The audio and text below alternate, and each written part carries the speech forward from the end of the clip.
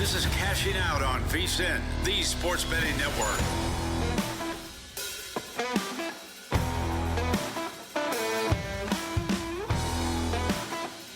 All right, let's have some fun. Welcome in. It's time for Cashing Out with Joe Ceraulo, taking you through your Thursday night, getting your weekend started the best way possible right here on the program. We've got some live action to take us through the beginning portion of the show. Edmonton and Vegas down the road on the ice. 1-0 Knights. They're about halfway through that contest. 12 minutes to go in the second. And Vegas going on a power play as we speak with a 1-0 lead. They've outshot the Oilers 13-8 in this one as they find themselves down 1-0 in the series. Vegas right now on the money line, laying a little more than $3. $3.30 on the money line. Edmonton plus 240. That puck line much more evenly priced. Vegas minus 1.5 is minus 5 cents. Edmonton plus 1.5 is minus 125. Your live total over under 4.5. 60 cents to the over, plus $1.25 to the under. We are inside a minute to go in Minnesota.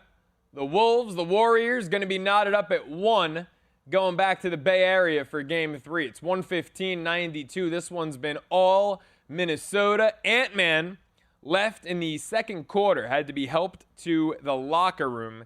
He was able to come back out there, though, in the second half. So it seems like the crisis was averted when it comes to Anthony Edwards' health, as Minnesota jumped out to a 29-15 first quarter lead, never looked back. Ant-Man put up 20. How many threes did DiVincenzo hit, by the way? Oh, boom! Dante DiVincenzo, 3 threes. You know, we said it. I tweeted it out earlier in the day. With the news of the new Pope, shout out Bobby, first American Pope ever. I said, he's a Villanova grad. You got to play DiVincenzo over 2.5 threes at plus money. And Dante DiVincenzo, 3 for 8 from beyond the arc. On the same day that a Villanova alum gets named the Pope, DiVincenzo goes over his 3-point prop. Over 2.5 plus 105, 3 for 8 from deep. Dante D.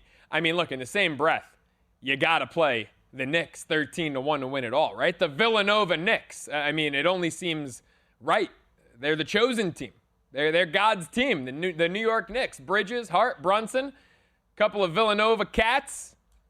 You got to ride this. Ride it until it loses. I absolutely love it. Dante DiVincenzo gets home on his 3-point prop on a great day for the University of Villanova. Jules Randle leading the way for Minnesota with 24 points in that one. Ant-Man mentioned he had 20. Nickeil Alexander-Walker with a 20-piece off the bench in this game, as it's just officially gone final, 117-93. A blowout, 24-point win for the Wolves. Naz Reid with 11 off the bench. We mentioned Jaden McDaniels added 16. Ant-Man and Gobert, each 9 boards. For Gobert, that's an under. For Anthony Edwards, that's an over on his rebound prop. Golden State's won on the glass each game in this series. Kind of surprising given Minnesota's big advantage in terms of size. I mean, Randall, Gobert, McDaniels, Naz Reid off the bench. The Timberwolves, major size advantage over Golden State, although they shot so efficiently in this one. They certainly didn't have many offensive rebound opportunities, that's for sure. Shooting over 50% from the floor. 16 of 37 got off the snide from deep. They had just set a record. Back-to-back games, lowest three-point percentage in NBA postseason history.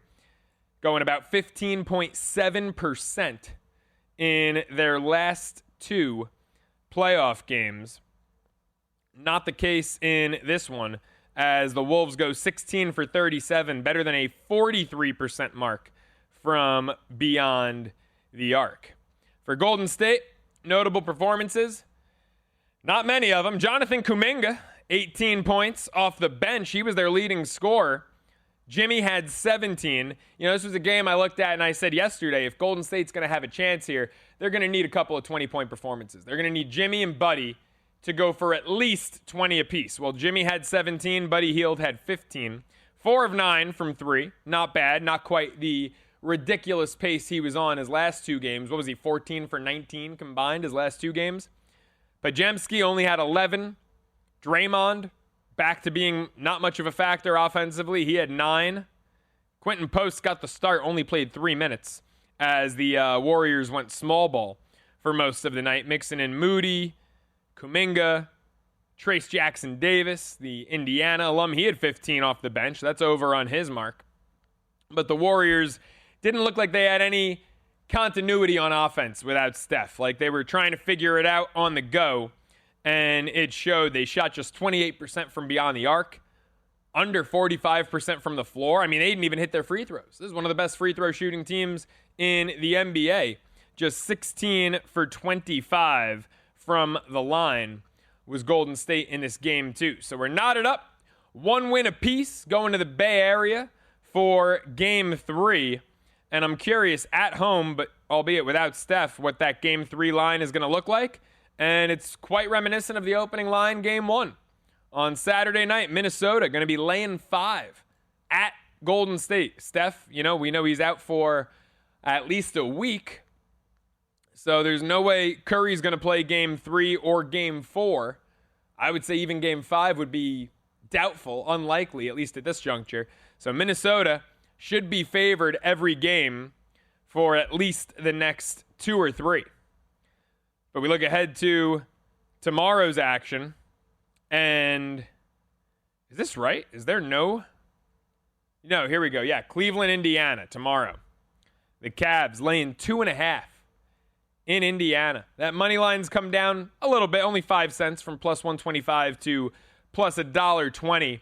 And I'll tell you what, some people say this is the game that Cleveland is going to get. I like Indiana on the money line, Game 3. I think when you go on the road and you steal 2, now you're going home with a chance to go up 3-0.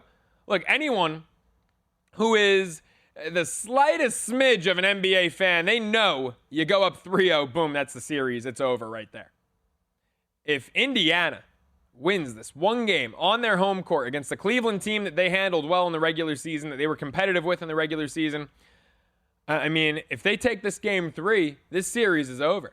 I have no reason to believe that the crowd is not going to make Indianapolis one of the most hostile environments Cleveland's had to face all season. That the players are going to be juiced up and ready to go. I mean, you look at this Cleveland team, and they are deflated, demoralized, they're banged up. Even if Garland, Mobley, and Hunter are all a go, they're not 100%. And Indiana has the depth. We spoke about this going into the series, right? Why this would be an interesting series at the very least. Indiana's got the depth to combat even a healthy Cleveland team. If these teams were both at full strength, Cleveland probably wins the series, but Indiana probably takes a couple of games, makes it interesting, right? They've got the shooting depth, whether it's Mathurin or McConnell off the bench, opposite, the likes of Cleveland's bench with Hunter and Jerome and Merrill, depending on the lineup that they throw out there. And honestly, having Merrill come off the bench Game 2 was a great move by Bickerstaff, right? Putting Jerome in the starting lineup, I mean, he did nothing. Jerome was awful, 1 of 14 from the floor in Game 2. But Merrill coming off the bench, I don't know if some pressure was alleviated or what. He had a much stronger performance than Game 1. Strus and Merrill, who were MIA Game 1, were both really strong in Game 2 as Donovan Mitchell's supporting cast. It was just, the likes of Jerome shooting terribly and then not having Mobley. They missed his presence down low. And that's ultimately what cost Cleveland down the stretch as they squandered a 7-point lead inside of 45 seconds to go. How about the Oilers? Snipe job right there by Edmonton from the point. Slap shot off the pass. And, was that off the shin of a Knights defender? That was a heck of a shot by Wallman. First career playoff goal in his 9th career playoff game. We're knotted up down the road. 1-1. 8.5 to go in the second period. Let's take a look at how the live odds have shifted. Vegas was minus 330 a minute ago. Now, it's practically a pick'em. Knights are minus 120. Oilers minus 110. The Knights puck line minus a goal and a half. They were just minus 105 on the puck line. Now it's 3-1. Edmonton plus 1.5 is minus 440. So not much value there, but this one is practically a pick'em on the money line. Minus 20 cents to Vegas, minus 10 to the Oilers. That total has shot up from 4.5 to 5.5. It is plus $1.40 to the over, whereas you were laying about 60 cents to the over on 4.5. Now plus 140 to the over on 5.5, minus 80 cents to the under. Little over halfway through, 1-1 down the road. I mean, this, you hate to say must win in game 2. Is it fair? Is it safe to call this a must win for the Knights, right? At home. Can't go to Edmonton down 2-0. An environment where the Oilers were just, 3-0 on home ice against LA in the last round? You can't be going on the road here down 2-0. If you're the Knights, obviously it's still early. It's only the second period. But if this thing doesn't shift soon, you might see a little bit of desperation mode out of Vegas as that clock continues to wind. But plenty of time to go. 1-1, 7 minutes to go in the second period. And folks, don't forget this summer, you need to go all in right here at Circa Las Vegas with the ultimate getaway package. Just $400 all in. That includes a 2-night stay at Circa, a $100 dining credit, a $100 beverage credit, and your very own daybed at Stadium Swim where the party never stops. All that for just $400, resort fees and taxes included. This limited time offer is valid for stays between May 26th and September 4th, so don't miss out. Lock in your all-in summer package right now at circalasvegas.com. 1-1 down the road at T-Mobile. More second period action from the Knights and the Oilers. Up next, it's Cashing Out with Joe Ceraulo.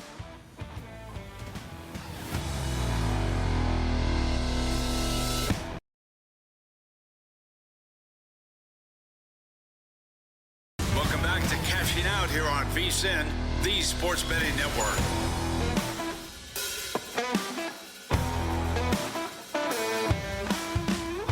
Cashing Out continues with me, Joe Ceraulo, taking you through your Thursday night. And how about the D-backs laying one on the Dodgers right now? Yoshinobu Yamamoto is human after all, ladies and gentlemen. 2 games going on right now. The Angels up 4-3 at home over Toronto, top of the 6th.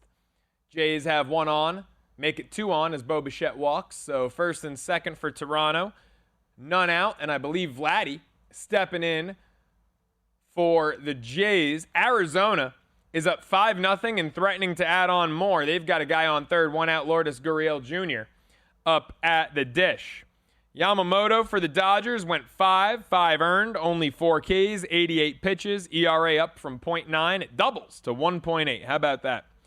But we didn't get there on Yamamoto over 17.5 outs. Perfect day was not to be. We do go 3-1, though, on the day. How about the day in baseball it was, huh?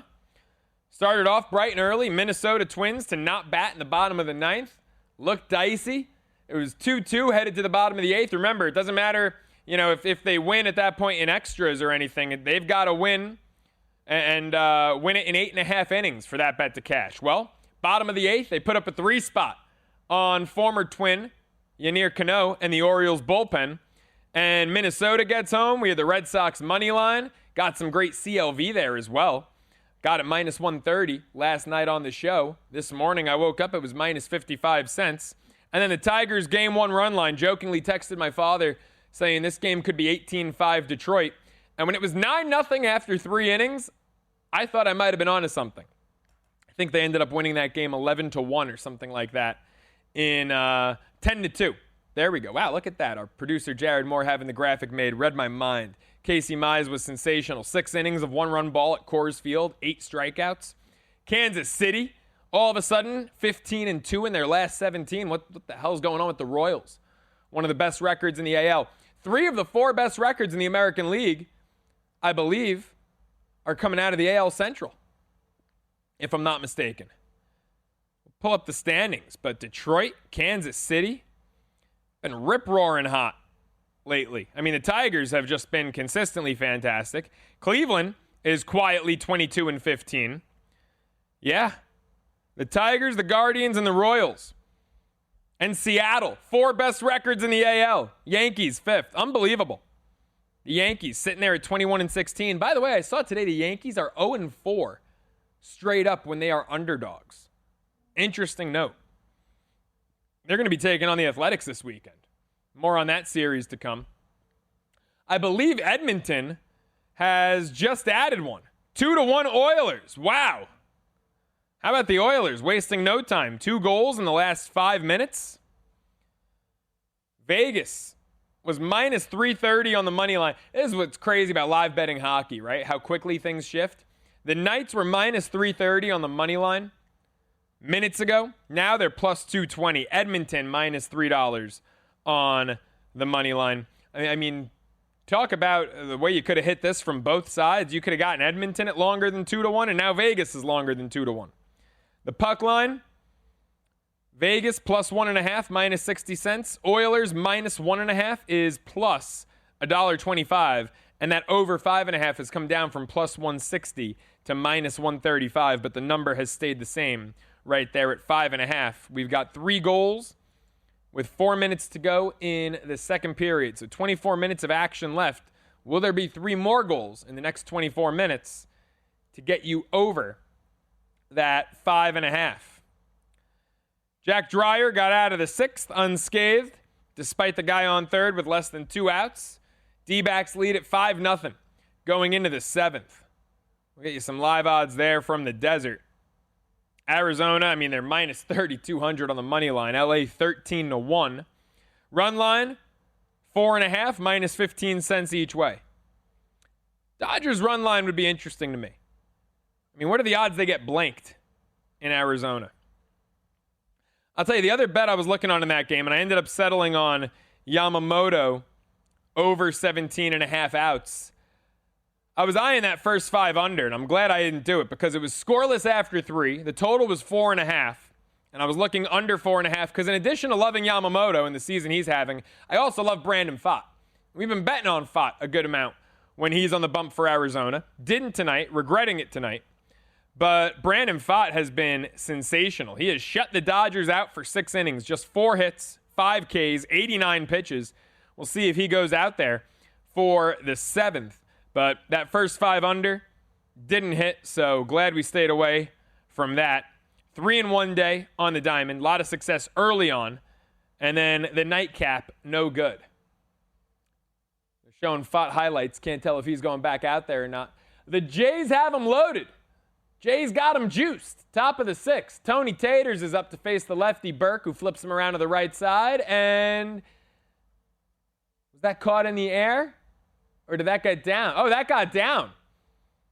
Looked like it was a one-hopper to the left fielder. First pitch swinging, 2-run single. Jays on top. They were down 4-2 not too long ago. 4-3 coming into this 6th inning. And Tony Taters, with an RBI, a 2-run hit, I should say, to left, gives the Jays the lead. First 4 men up this inning for Toronto have all reached. 2 have scored. 5-4 Blue Jays, top of the 6th, first and second, no outs. They're now minus 450 on the money line. The Angels, a little longer than 3-1 as George Springer steps in with 2 on and none out. Toronto run line, currently up 1. It's minus 2.5, even money. Angels plus 2.5, minus $1.25 there at home. This Angels bullpen has been struggling. I mean, last night, Reed Detmers comes in, and they end up bailing him out. I mean, they won via the walk-off. Jorge Soler's bases clearing double came up with him juiced. But this Angels bullpen, nonetheless, has been terrible. Blew the lead yesterday. Reed Detmers came in, faced 3 guys. They all came around to score. His ERA, 3 outings ago, it was in the mid-2s. Now it's over 10. Detmers, last 3 outings, he's allowed 12 earned, gotten just 1 out. Former starter. Guy threw a no-hitter for the Angels. Now he can't get 2 outs out of the bullpen. It has been nothing shy of disastrous for the Angels in terms of pitching. With that said, we'll dive into some series odds here shortly. I think the Angels, pretty interesting series coming up over the weekend. Let me pull up their exact odds. But they're taking on the Orioles, who have been absolutely reeling. The O's have been terrible. And the Angels are at home plus $1.20 on the upcoming weekend series against Baltimore. I think that might have some value. At home, O's stink On the road, I mean, they stink anywhere. 13-23 this season. On the road, 5-14. They've lost 5 in a row. Just got swept at Minnesota. The Angels actually have a better record than Baltimore. Baltimore's second worst record in the American League. Only the White Sox are worse. In the entire majors, only the Rockies, White Sox, and Pirates have been worse than Baltimore. This was a team, and it just never felt right. They were the second shot to win the American League East. And it's early, right? I mean, they're 7 games back. Anything can happen, right? Standings watching, what do I always say? If you're watching the standings before June 1st, you need a hobby. So we're not going to call them dead and gone and out for the count just yet, but I mean, they're going to have a busy deadline. Look at that run differential, minus 69, far and away the worst in the AL. The White Sox are only minus 39. O's pitching's been a disaster. Only team in the American League that's allowed 200 runs this year. Charlie Morton's got an ERA over 9. I mean, the O's pitching has been disgraceful. Is that another one for Edmonton? Wow. Vegas is in trouble. 3 unanswered goals for the Oilers. Holy cow. Edmonton right down the road. Sticking it to the Knights here in the second period. 3 goals in about 5-6 minutes of game action. How did this one transpire? Yep, 1-on-1, no defender in the way, and just absolutely sniped. Who was that? Nurse? Darnell Nurse, 6th career playoff goal, 3rd unanswered for the Oilers. Wow. And Edmonton comes out of the faceoff firing on this 4-on-4. I'd love to see the second period shots on goal disparity. Because you know the Oilers have kept it coming on Vegas this period. Wow.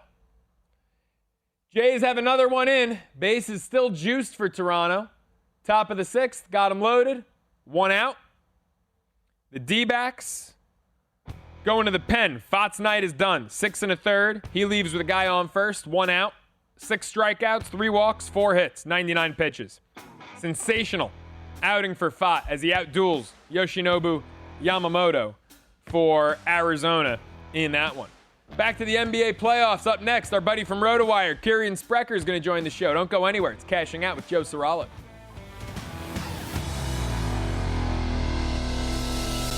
Welcome back to Cashing Out here on VSiN, the Sports Betting Network.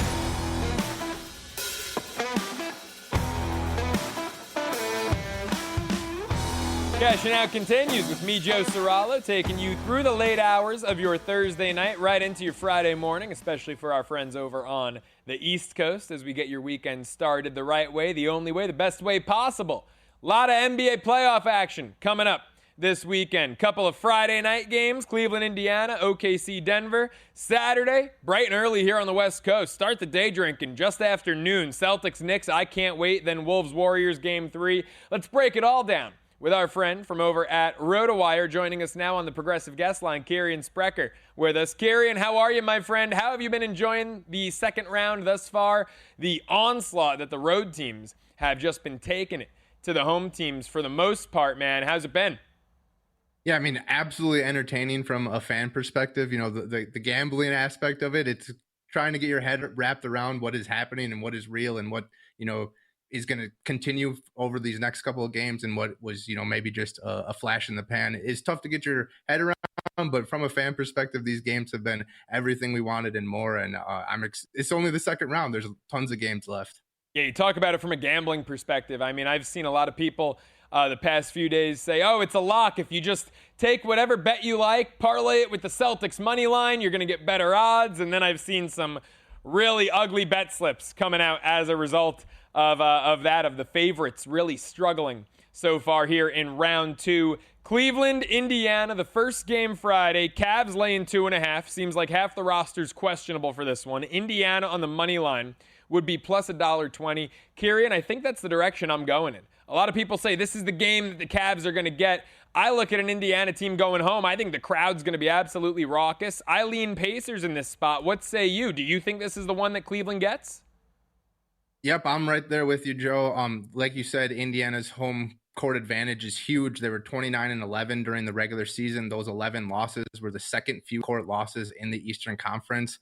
So Indiana is a different beast at home, and they've already shown what they can do on the road and winning 2 games in Cleveland.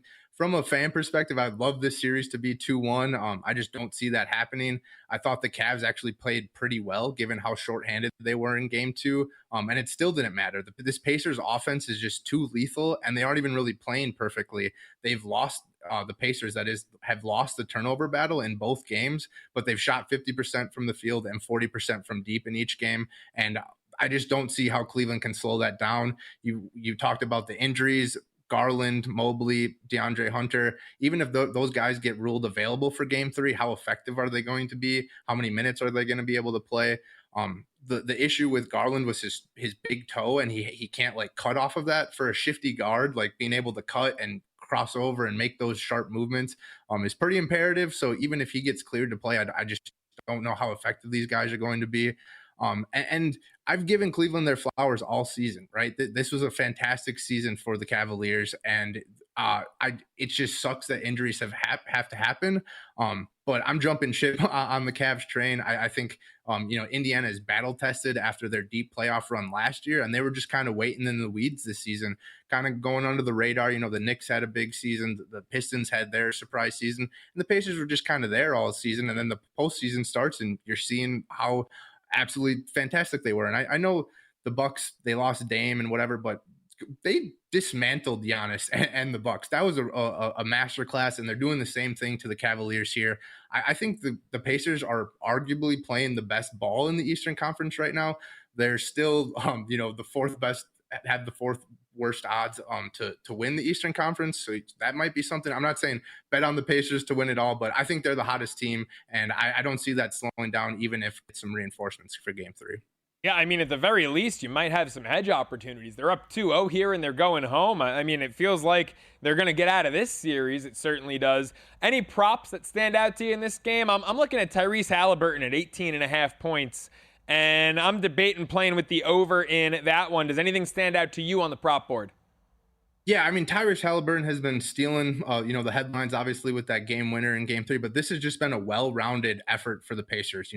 6 or 7 guys in double figures in each of these games, and going back to the Bucks series, it's the same story. Andrew Nembhard has been my focus. Rotowire, we do a lot of fantasy stuff. He's never been a stud in fantasy, right? He's never going to be a superstar caliber player, a max contract player. But for whatever reason, Andrew Nembhard absolutely goes off in the playoffs. I've seen some, ridiculous, like he's top 5 in 3-point percentage in playoff history. Obviously, he's only played in a handful, dozen games or so. So those stats are a bit inflated. But this guy is stepping up. I like Nembhard's 3-point props for game 3. He also has been getting a lot of assists too. So if maybe a little parlay of threes and assists for Andrew Nembhard. I love it. Nembhard terrorized my Knicks last year in the second round of the playoffs. So he has, despite it being a young career, he has proven that thus far he's a good postseason performer. How about the nightcap? OKC Denver, as they shift and go into the Mile High City, the Thunder laying about 4.5 to 5 on the road, depending on where you shop. Are you laying that number with OKC? Do you think Denver finds themselves in a get-right bounce-back spot here? What do you like in terms of the side and potentially some props in this one? Yeah, I like OKC taking control of this series and covering this 4.5-point spread. I think they're going to win this one by double digits. The big in this series so far through 2 games for me has been Nikola Jokic's foul trouble. He had 5 fouls in game 1. He finished game 1 with 5 fouls. He picked that 5th one up like halfway through the 4th quarter. And then there was a lot of, Jokic battling down low, and he probably could have picked up his 6th foul, kind of got away with a couple. And he ended up finishing that game. Obviously, the Nuggets had that incredible comeback, largely due to Jokic's production early. But it wasn't the same story in game 2. Jokic picked up that 6th foul early in that 4th quarter, and it was white flags for Denver. So Jokic's foul trouble is super concerning here. Obviously, the plus-minus numbers for Denver when Jokic is not on the court are astronomical. So he needs to stay out of foul trouble, but that's going to be tough business going up against this OKC team. And then Jokic just hasn't really gotten a lot of help, or he didn't get a lot of help in game 2. Westbrook has been fantastic in both of the games. This is his second straight like revenge series, right? Obviously, there's not so much ill will with Russ and OKC. Obviously, he had his incredible career for OKC, but there was a lot of more ill will in that Clippers series. Obviously, Russ is coming home playing OKC. There's a lot of energy there. He's been fantastic. But Jamal Murray and Aaron Gordon were not good in game 2. They're going to need to be better for Denver to have a chance here. OKC just has too many options. They're battle tested. They have a war chest. It feels like they can go 11, 12 deep if they want, even in a playoff series. And the level of play just doesn't drop no matter who's out there. And then SGA is just unstoppable, or he was unstoppable in game 2, and Chet is the X factor. I think, Jokic keeps them close, maybe tease a little Denver first half line. And then I think OKC is going to win this by double digits with a big fourth quarter run for sure. They're just too good. And Denver, I wasn't, Denver and Memphis and these coaches getting fired was super concerning to me. Jokic is just taking over as coach, and it hasn't really, been an issue, but eventually that's going to catch up with Denver. And going up against a well-coached team like OKC, I think this is where the line ends for Denver. Kirien, I'm with you, my man. So far, we're in pretty good lockstep. We both like the Pacers to win. OKC minus the 5. Got about a minute left. Celtics-Knicks, Game 3, Saturday, bright and early for us here on the West Coast. Boston also favored by 5 on the road. What do you like there? Final minute. Yeah, I know I hate to do this to your Knicks. The shooting struggles have been obvious for Boston, but the stats would tell you that the pendulum's going to swing back in Boston's favor eventually. I like Boston covering 5 here and getting back in this series. Mikal Bridges and OG Anunoby guarding Jason Tatum and Jaylen Brown has been awesome, and I think that the first 2 games are repeatable, but doing that 3 times in a row is really hard. These are all NBA caliber players. I think Brown get hot and finally get on the board here in this second round series. Well, hey, a little disagreement's healthy and no one's perfect, so it's all right that you're only going to go 2 out of 3. Kirien, really appreciate the time, man. Great stuff. Thanks so much for hopping on. Yeah, thanks for having me, Joe. Anytime. Our friend Kirien Sprecher, make sure you check out his terrific work over at Rotowire. Of course, just like the 2 terrific hosts of Prop Points here on the network, Nick Whalen and Jeff Erickson, doing great work over there at Rotowire. Folks, smarter bets start right here, and they last all year long with VSiN Pro. For a limited time, we are slashing the price of our annual subscription, normally $240. Now, just $199. And when you sign up today, we'll throw in 2 extra months for free. That's 14 months of VSiN Pro access for less than 50 cents a day when you use the promo code PRO. Get 14 months of access to our daily best bets from VSiN hosts and guests, exclusive splits from DraftKings and Circa, 24/7 live video, and full show replays on the VSiN Watch app. Plus, you'll also get all of our special edition betting guides. Just head to VSiN.com/subscribe now. Use the promo code PRO, and you can lock in 14 months of VSiN Pro for just $1.99. That's VSIN.com/subscribe. Terrific stuff there from our friend Kirien Sprecher at Rotowire. We're both on Indiana, it looks like. Moneyline, Game 3 as they head home against Cleveland. More picks, more winners, more cashing out with Joe Ceraulo up next.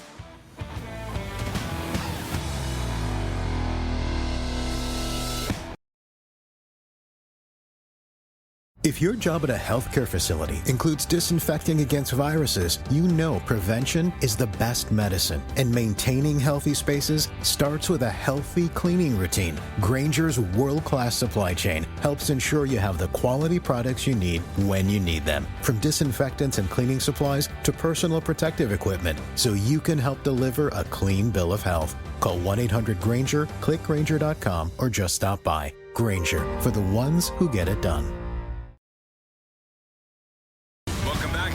Out here on VSiN, the Sports Betting Network.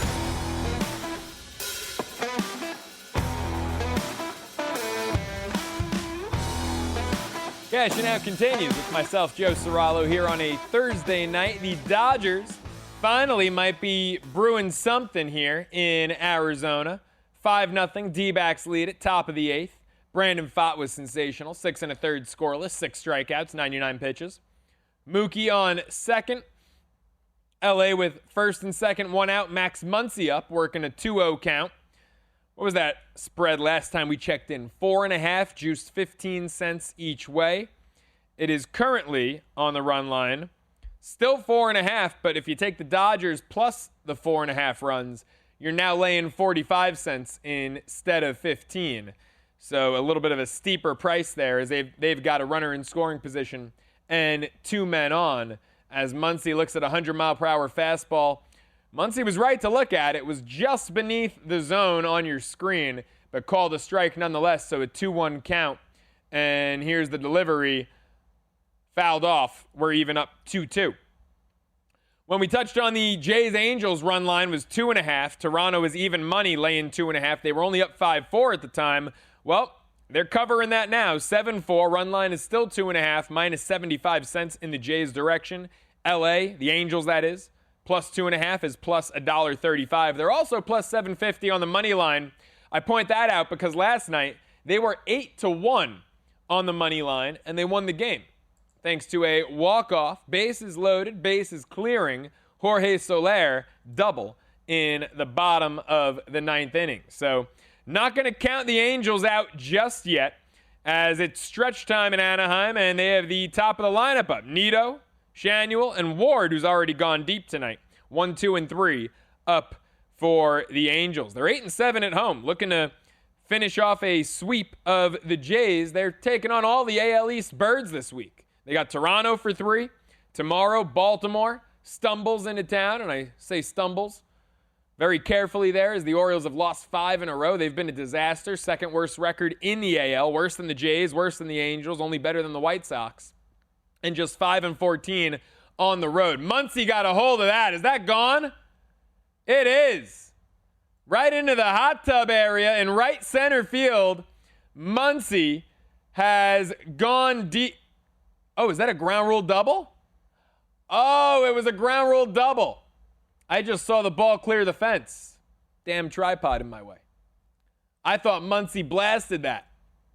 So second and third, and that's too bad because the Dodgers would have scored 2 there. Not that I'm rooting for the Dodgers. I mean, at this point, my bet's already cooked with Yamamoto over on outs. I might as well just root for Arizona. I've got a future ticket on them over 86.5 wins, and they're sitting here, 19-18 coming into this one. So rooting for the D-backs to hold on and win it. I thought Muncy sent that one over the fence. He did, just on a hop. So ground rule double. Dodgers have second and third. 1 out here in the top of the 8th. Let's see if Arizona can hold on. A single would make it an entirely new ball game as Andy Pajes steps into the dish. Single here would, although Muncy, not the fastest guy in the world. So it would have to still be located pretty well and not hit too hard. But a single could make it 5-3, and then you're looking at an entirely new ball game. Juan Murillo on the bump for Arizona, hitting 100 on the gun, came into action with an ERA of 1.35. That's gone up.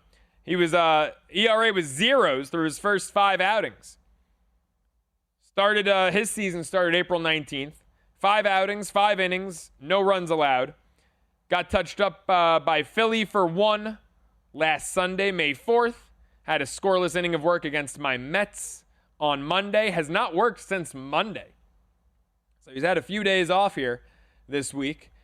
And that just his second earned run allowed this season as he looked to limit the damage. And Pajes puts the first pitch into right field. Let's see if Muncy scores on it. Think he'll be held up. And it'll be 5-2. Dodgers have runners on the corners with 1 out. And the tying run, Michael Conforto, my old friend, stepping up to the plate. This LA team, you never say die. Plus 4.5 at minus 115 was the right move. That run line currently 1.5. Arizona minus the 1.5 is minus $1.75. Dodgers plus 1.5 is plus $1.35. Dodgers money line, if you're interested, plus 350. How about the Angels money line? They've just got a guy on. Nito gets on to start the bottom of the 7th, and that's come down from plus 750 to 5-1. It's a lot of movement for just a leadoff runner on first. Shanuel, the big first baseman, steps in for the Angels. Conforto steps in for the Dodgers, playing left field tonight. Michael Conforto. Hard to believe he's been in the league a decade. Wow. Came up 2015 as a rookie for the Mets. Helped them in that run to the World Series, winning the pennant that year. Couple of home runs against the Dodgers in the playoffs. Might have been Game 4 at Citi Field in the NLDS. I think he went deep twice in that one. So Conforto stepping in. He's quickly got an 0-2 count. This would be a huge out for Murillo. Either strikeout or double play. Two things on his mind right now to get out of this and preserve a 5-2 lead going to the bottom of the 8th. Have the Dodgers down 3 down to their last 3 outs if you're the righty. And he gets the ground ball from Conforto. Hit hard. Wow, what a turn. 4-6-3. That thing was ripped. I thought that was going into right field. They got the lead runner, and then it was going to be a tough turn. And I think Roberts is going to challenge. He is at this point in the game. Why wouldn't you? But I think that one's going to be upheld. What a turn that was. Ketel Marte flashing the leather, And then Perdomo. Wow, that's close. I think he's out. I think it's bang, bang. I think he's out by a fraction of a step. But again, on the off chance they say tie goes to the runner or whatnot, if you're Roberts, you got to challenge it because if they rule him safe, Muncy comes in to score and it's a 5-3 game. Wow, that's close. This might be one that's tough to overturn, where whatever the original call was is going to be upheld. I think Conforto's out by a hair. We'll see what New York thinks, ultimately. The Knights and the Oilers, back in play, back in action. 18 minutes to go here in the third. Shots dead even, 17 apiece. Remember, Vegas notched one at the very end of the second, so it's a 3-2 game. And Edmonton wastes no time, making it 4-2. Wow. The Oilers back on top. Well, not back on top. They were on top, but expanding their lead. Back up 2 after they went from down 1-0, up 3-1. Knights cut the lead in half. Edmonton says not so fast. Just a minute and 52 seconds into the third. The Oilers make it 4-2. They are now minus $11 on the money line. The Knights are in some serious trouble. Deflected puck, batted around, hit off a few guys, and then the point blank put in. Wow, how about that? Was that off the Knight defender's stick and in? Kane just firing at point blank and seeing what it would hit. 29th career postseason goal for Evander Kane, the journeyman, as the Knights find themselves quickly back down 2. 4-2 Oilers. Puck line now 2.5, and that is split 15 cents each way. That live total was 4.5 when we first came on air almost an hour ago. Got to 5.5. Try 8.5. My goodness. Plus 105 to the over. That's it. That's not as juicy as I'd expect the over to be. They're at 6 goals. You need 3 more. And you're only offering plus $1.05. Under minus 135, if that's the direction you want to go. But the Oilers up 4-2.